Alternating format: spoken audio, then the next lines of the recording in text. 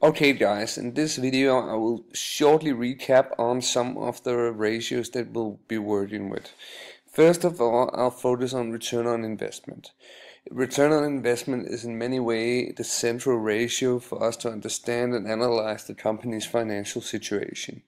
If we, for example, look at the return on investment, we should say that it increases in percentage and percentage points.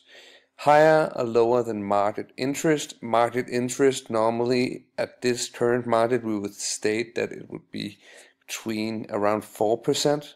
Return on investment is calculated by taking net profit ratio and multiply it with asset turnover ratio. In that way we can see the connection with the two other central ratios that is also focused on in the DuPont pyramid.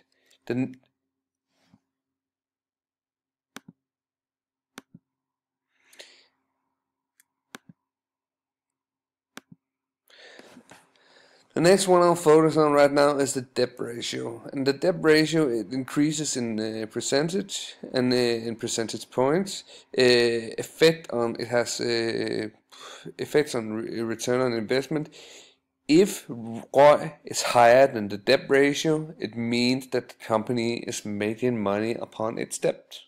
Return on equity, the other one, that's with the focus not on the debt but focus on the shareholders' investments or the owner's investment in the company. Lower or higher than market interest of 4%, increase of percentage and percentage points. If return on investment is higher than return on equity is higher than return on investment, it means that the company is making money on their debt. Reason for change: both debt ratio and return on investment and gearing, as we'll talk about later, have an effect on return on equity. An increase in return on investment have a positive effect on return on equity. A decrease in debt ratio have a positive effect on return on equity.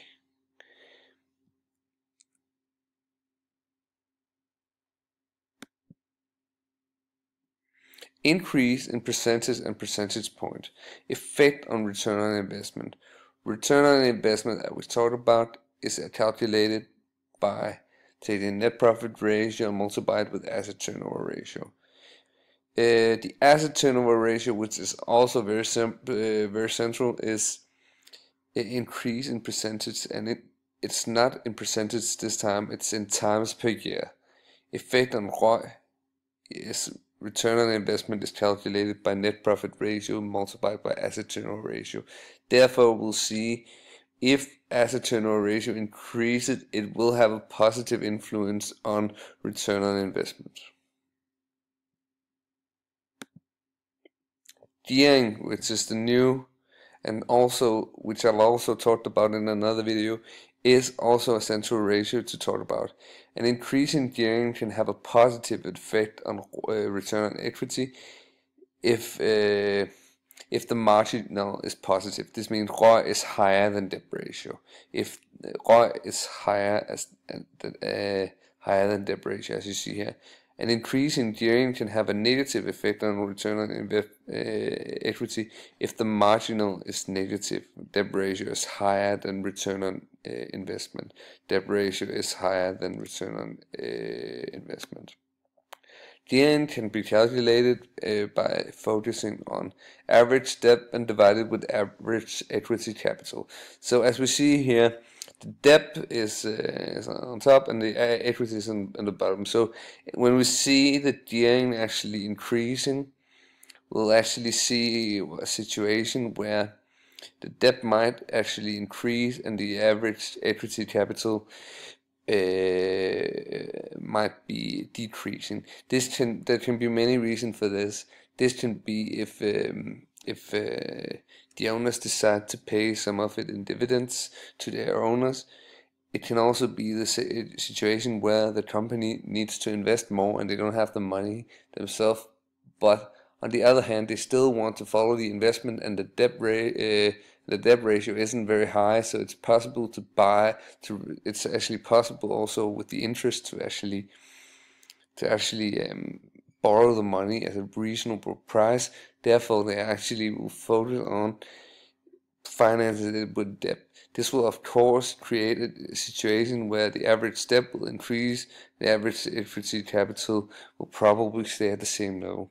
Therefore, we'll see a situation where the gearing can go up and down, and it depends of course on the situation. Benefits of having a high level of gearing ratio: less capital required to be invested by owners or shareholders. This can be a situation where we focus on, okay, is it a good thing for the investors to actually, for the shareholders to actually put down their own money in order to invest in the future of this company, or should we more focus on actually just providing finances from banks? This means that we go out and we take the loan and we actually use the money that we can get from banks, and there are also other opportunities. Debt is relatively cheap at the moment at least. For the last 5-6 years, the interest rate has been historically low. This has of course also influenced businesses. It has influenced businesses in the way that it's been easy and it's been cheaper to actually get funding or get loans, and they don't pay as much in interest as they have done historically. Also, it's easy to pay the lenders if the company has strong profits and a strong cash flow also. Okay, of course, it also is a good thing if the benefit of having a low gearing ratio, less risk on defaulting of debt. Defaulting, that means that the risk of actually the company not being able to pay the debt will, of course, the more debt the company has, the more likely it will be that they'll find themselves in a situation where they at one point or another can't pay the debt. Shareholders rather than debt providers are in charge. So if, for example, the company is not able to pay their debt, shareholders, then the bank could go in and overtake certain functions in the company and go in and actually be in charge of certain operations. That is not a positive outcome for any business, so that's something that you will want to avoid. Businesses has the opportunity to add more debt if necessary. This means that of course if the gearing ratio is low, then we are in a situation where we should say, okay, the equity is high and they don't owe a lot of money, therefore they can of course go in and say, okay, let's focus on taking out a loan. Let's focus on actually using this money to let's focus on taking out a loan. Let's focus on using this loan to actually finance functions or production or whatever a company chooses to actually prioritize in their business operations. We can also look at another thing is of course earning capacity. In earning capacity, you look at turnover, production cost, administration cost, selling and distribution cost, and then you also should also include the net profit ratio, which will also be focused on here. In this situation, we use index figures. So we use the basic index here, and then we take it from there. Then we can follow, okay, the turnover, how is that? How has the development been in the turnover compared to the production cost, administration cost, and selling and distribution cost? These things help us actually in analyzing, okay, how well are the company doing at an essential business operation is to actually keep costs under control. Then we have the solvency and we have the liquidity ratio.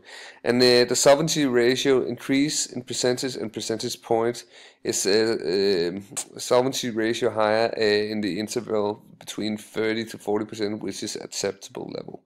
We would normally say it. We would normally look at it at this level. The increase. Another one is the liquidity ratio, the increase in percentage and percentage points.